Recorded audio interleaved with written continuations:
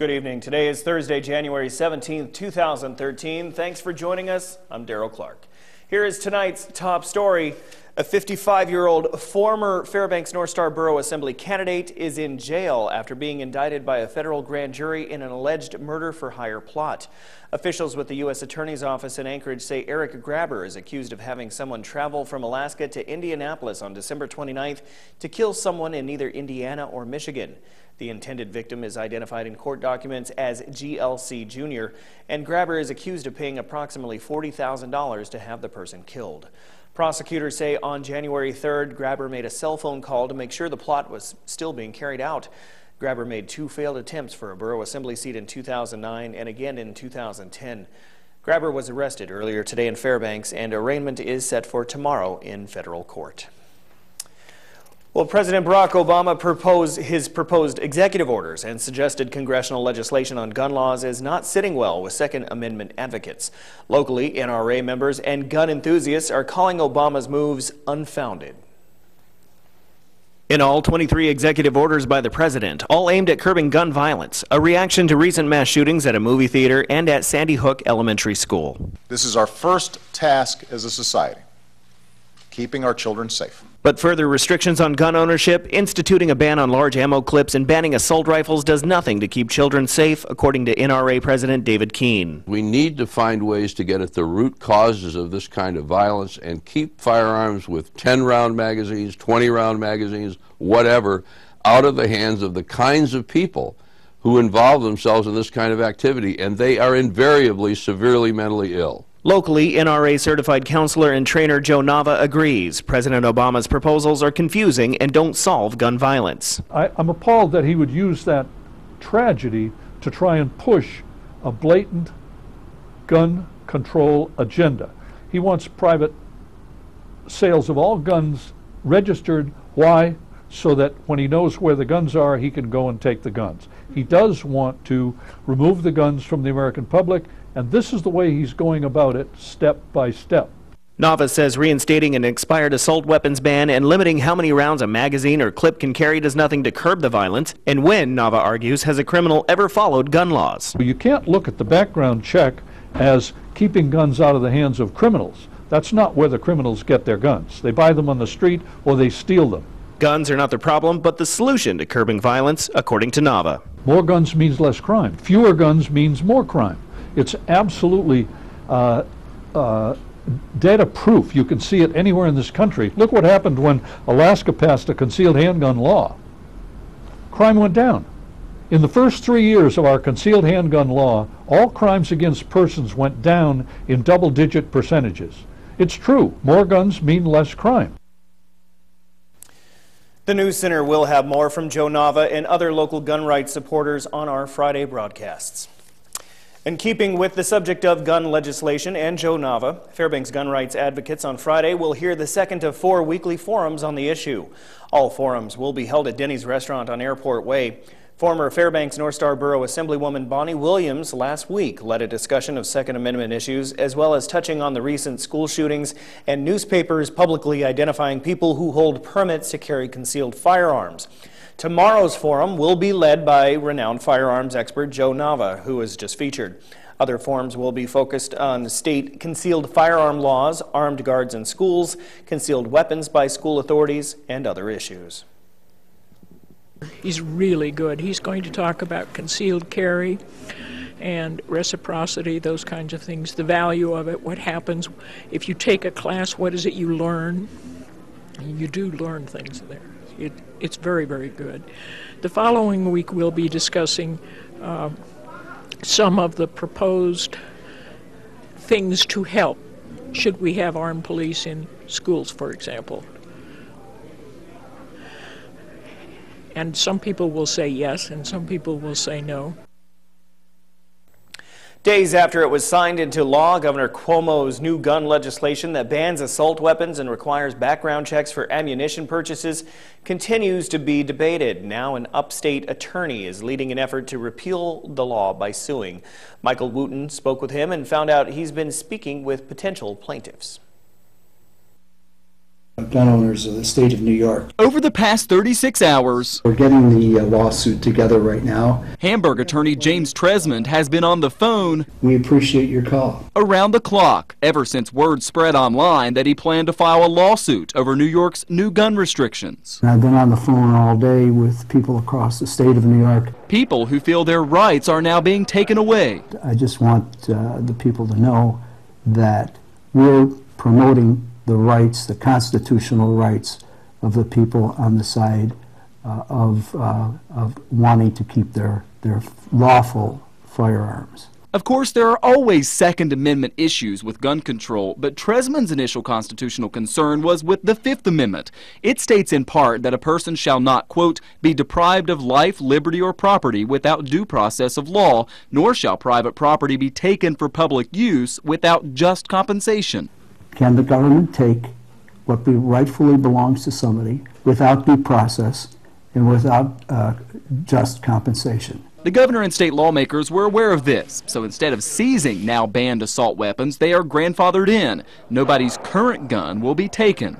Banning sales going forward, prior assault weapons should be registered just like you register a handgun. Same with magazines that hold more than 7 bullets. The government won't be seizing those magazines. You just can't put more than 7 rounds in at a time.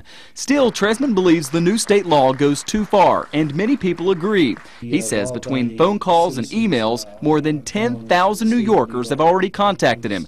Now he's working with at least 6 other attorneys from across the state to get his lawsuit ready. It's probably going to take 3 to 4 weeks of research, writing up the lawsuit, and deciding exactly where we want to file this. A lawsuit challenging the constitutionality of the strictest gun control measures in the country.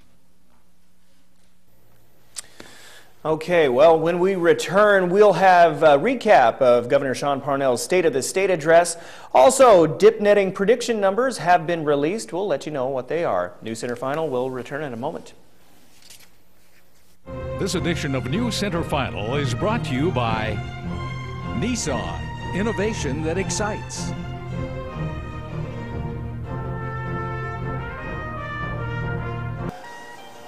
And welcome back. Governor Sean Parnell has outlined his priorities for the upcoming year in his State of the State address.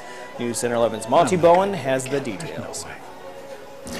Speaking to a joint session of the legislature, the governor pointed out what good shape Alaska is in compared to most states in the lower 48. And I can report to you that our economy remains prosperous, our natural resources remain abundant, our schools remain hopeful, our workers remain competitive, and the state of our state remains strong. As expected, the number one priority was energy. He said the state has to be competitive with its tax system. Over the past year, Alaska has dropped behind North Dakota in oil production. If this trend continues, we will soon fall behind California into 4th place. My friends, that's not even on the medal stand. Another priority will be on domestic violence and sex trafficking. The bill I propose would increase sentences for child pornography, ensure sex traffickers serve all of their time, require Johns who target minors to register as sex offenders, and allow court-ordered GPS tracking of abusers, stalkers, and assaulters. The governor also said states' rights will be protected. Washington, D.C. doesn't get Alaska. Never has, never will. Federal law, though, says that states have the right to regulate activities regarding their own lands and waters, and it's about time that Alaskans, we Alaskans, exercise these rights over our resources. This is the governor's 3rd attempt to get major oil tax changes through the legislature. Monty Bowen, News Center 11. Public meetings will be held next month on the Air Force's plan to transfer a squadron of fighter jets from Fairbanks to Anchorage. The Air Force filed notice today of the public hearings in Fairbanks and South Central Alaska. The Air Force is proposing to move 542 military positions and 18 F-16s from the 18th Aggressor Squadron at Eielson Air Force Base in Fairbanks to Joint Base Elmendorf-Richardson in Anchorage. 3 F-16 fighter jets also would be moved to Anchorage. Meetings are scheduled February 4th and 5th in Anchorage and the Matsu Borough, and February 6th and 7th in Fairbanks and North Pole. Late Wednesday evening, officials with the Alaska Gas Line Development Corporation were back in the Fairbanks area to discuss the progress of the Alaska standalone gas pipeline. Dan Foskey President of AGDC, which oversees the project, led a discussion on the progress of ASAP and the importance of developing an in-state gas pipeline to provide natural gas to Alaska's communities. Fbx says the project will ensure long-term stable supplies of natural gas to Alaska's communities. The Alaska Standalone Gas Pipeline, or ASAP, is an in-state gas pipeline designed to provide long-term stable supplies of natural gas from the North Slope to Fairbanks and the Cook Inlet areas. Fbx says the need to get going on the project, especially where Fairbanks is concerned, can no longer be delayed with just talk. And it's my hope and belief that at the end of the day, a decision gets made moving this thing forward. I think it was Senator Huggins the other day said we could take all the studies we've done on Burnham to stay warm for a number of years. It's not that you advocate frivolous or not well thought out planning, but eventually a decision has to be made. You got to move forward. Or I think folks in Fairbanks, I've often said the 800-pound gorilla in the room in any of these kind of discussions, whether it's energy or housing costs or anything else, is consumer confidence. If you lose that, you got a real problem. Avalanches are causing travel problems on a stretch of the Dalton Highway. Reportedly, crews are clearing snow off the highway just south of Vatican Pass on Thursday morning. Now, a travel advisory has been issued between miles 240 and 245. Blowing and drifting snow from high winds are also making for poor visibility. Drivers are urged to use caution. Well, state fishery biologists have come up with their forecast for Chitina dip netting this summer. The Alaska Department of Fish and Game expects there to be an abundance of red salmon, however, not that many king salmon. Commercial fisheries biologists in Cordova are projecting a sockeye salmon run of 2.24 million in the Copper River this coming summer, which would be the 11th largest red salmon run since 1980. The same can't be said for king salmon, as the forecast is a mere 46,300, which would mark the 5th smallest since 1980. This year's preseason projections are similar to last year's for both reds and kings. There are conflicting reports over the hostage situation at a gas plant in Algeria. Islamist militants say they took dozens of foreign hostages there on Thursday. NBC's Duncan Galistani has been following the story from Cairo. Algerian forces have been carrying out some kind of operation at the In Amenas gas plant deep in the Algerian desert, but there are conflicting reports that some of the hostages have escaped, but also that some have been killed. Those reports are unconfirmed and they are conflicting. Unfortunately, the best information we have at this time, as I said, indicates that U.S. citizens are among the hostages, but we don't have, at this point, more details to provide to you. We're certainly concerned about reports of loss of life and are seeking clarity from the government of Algeria. The Algerian armed forces have now attacked this compound. It is a very dangerous, a very uncertain, a very fluid situation, and I think we have to prepare ourselves for the possibility of bad news ahead. We do know the day started with Algerian forces surrounding the compound and the Islamist militants inside holding, they say, 41 foreign nationals, including some Americans. One of their objectives has been bringing to an end the French military operation that's happening in the neighbouring country of Mali. We know that with so many foreign nationals involved, including Americans, foreign governments around the world are trying to work out exactly what is happening on the ground at this remote gas plant. Duncan Golostani, NBC News, Cairo. After being closed for 6 months, the theater in Colorado that was the site of the mass shooting opened earlier tonight. A remembrance ceremony was held at the theater that's been renamed the Century Aurora, and afterwards a movie was shown at the former crime scene. The reopening is not without controversy. NBC's Leanne Gregg in Aurora with the latest. With a new name and new look, tonight a move to return this theater to its original purpose. The city of Aurora distributed nearly 2,000 movie tickets to victims, first responders, hospital employees, and volunteers to attend a remembrance ceremony and the reopening. Gone are the neon lights and purple hue seen here in earlier months on the theater's facade, replaced by a more neutral green, part of a renovation project. Inside the former Theater 9, once the horrific scene of carnage, there is now a digital theater with a wall-to-wall and ceiling-to-floor screen.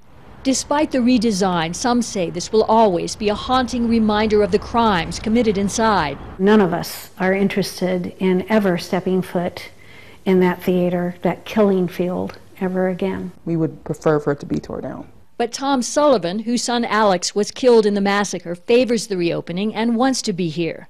We decided that we were going to celebrate, Alex's life, and that's what we're going to do. We're going to be at places that Alex, you would have been. Shooting survivor Harold Brooks agrees. I don't want it to be something holding me back from moving on. And tonight, one more step in a long and difficult process. Leanne Gregg, NBC News, Aurora, Colorado. Okay, well, Joe Cook is coming up next with a look at your local sports action. He'll be up right after the break. Please stay with us. Hello, Interior Alaska. Joe Cook here in the sports seat for you once again this Thursday. Hope you're having a good day.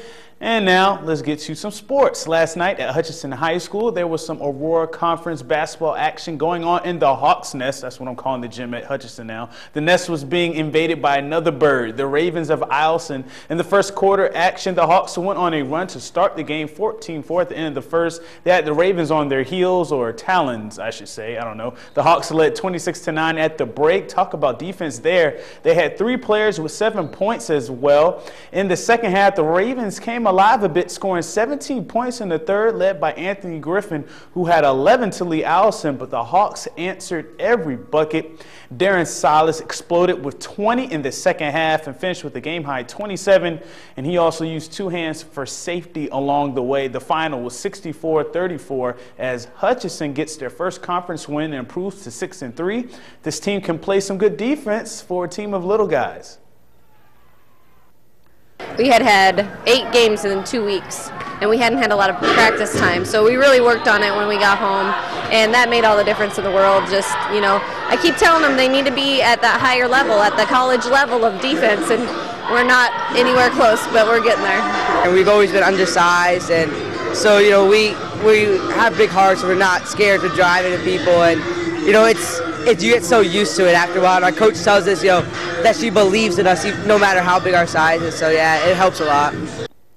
And the Lady Hawks would aim to protect the nest as well. A familiar face, Daryl Lewis, KTVF's own D-Lou, did some PA announcing before the game, the James Earl Jones of Fairbanks, if you will. The Hawks swooped down on the Ravens with a tremendous first quarter, credited to their full-court press. It was a challenge for Allison to get into their half court at times. Mimi Wood, she set the tone and was back to her normal self, scoring 14 points in the first half, finishing with a game-high 16 for the Hawks. It was 18-5 after 1 and 31-10 at halftime in favor of the Hawks. Teresa McCoy had 11 for Allison and Kaylee Browder hit 9, but it was all Hutchinson as they nearly matched the boys' score. The final 64-33 for the home sweep.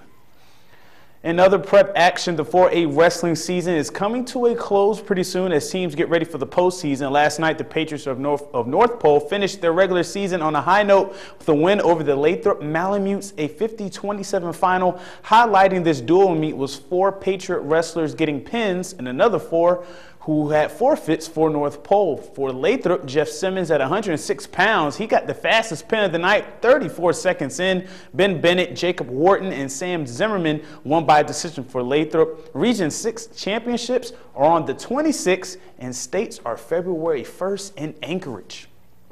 It will be a perfect scenario in the Patty Center this Saturday night for basketball fans. 2 hot teams, a sure-to-be raucous crowd, and to top it off, it's a rivalry game. The Nanocks will put their 6-game winning streak on the line against the Seawolves of Anchorage, who come in winning their last 2 games.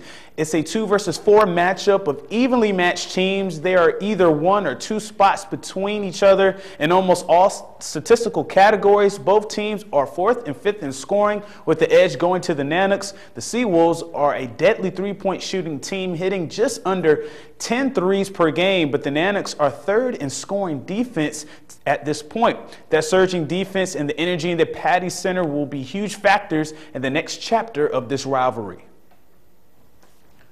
Well, in this situation, you pretty much tune out the rest of the league and where you're sitting, how you're doing. You're just trying to beat your rival UAA, and that's kind of what we've been doing. It's a lot. We got to rebound. So, I mean, it's a game where you got to do a lot of good things right to beat a program that's real solid. Well, Dom, Steph, and Sergio are really pushing on us how big the rivalry really is and how important it is for the school and for us to really win this game. And personally, I'm preparing just every day during practice, during the scouting report, just preaching to the team defense and how we're going to have to defend them, because right now Anchorage is averaging like 10 threes a game. In the last couple of weeks, we've been really defending the three-point line really good, so we're just really preaching defense and stopping that three-point shot. We've been preparing for this game for a while now, and I think it's just going to kind of bring us to another level, really. Everybody's going to be more focused, and I think that we're going to feed off the crowd and just come in and kind of try to just run and get up and down, so it'll be nice.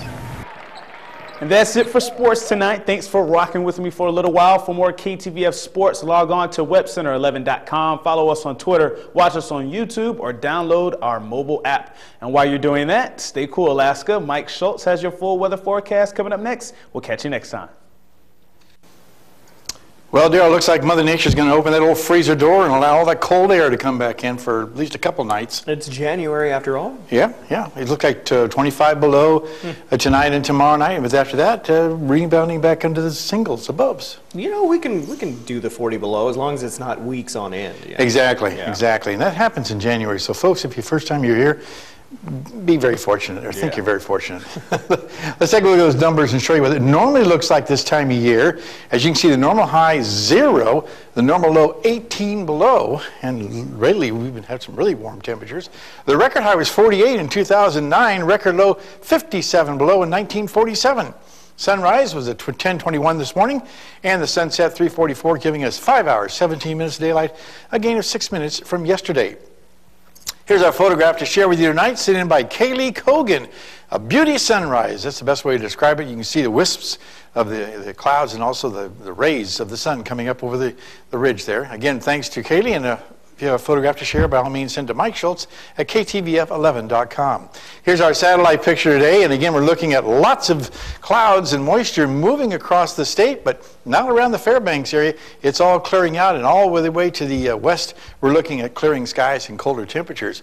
Speaking of temperatures, and across the state right now, looks like it's still kind of sloppy over southeast Alaska, partly cloudy to cloudy skies over the Gulf of Alaska, from Anchorage to Kodiak.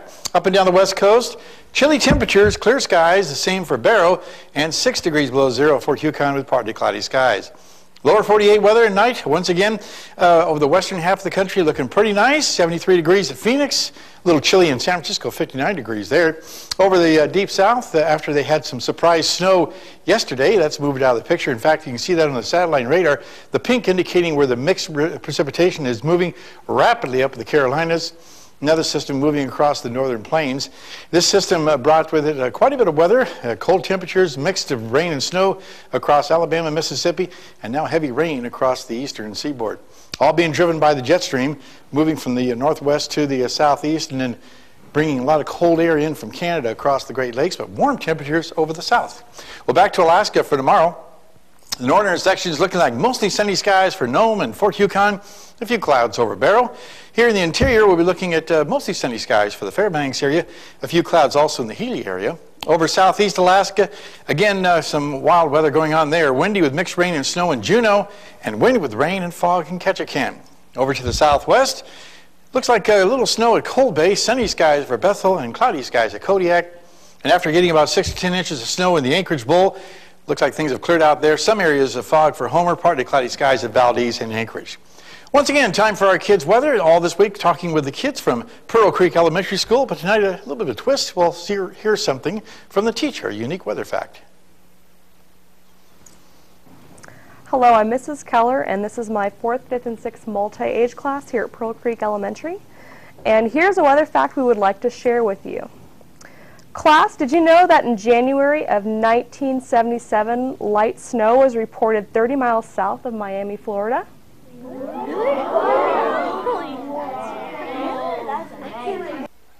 Pretty interesting there. And next week we'll be visiting with the kids from Salja Elementary School. It's a Thursday night, time for our road conditions, brought to you by Jose Body and Paint and the Department of Transportation for the state of Alaska. Black ice, icy patches, light snow just about everywhere you go, so keep that in mind if you're out driving. Here's our forecast for tonight. Again, we're looking at temperatures cooling down, 24 below, skies clearing with much colder temperatures. Tomorrow's forecast, 13 below, sunny skies, but continued quite cold. And the extended forecast, again, looking at temperatures starting to warm back up nicely, in fact, into the teens above by Monday and Tuesday.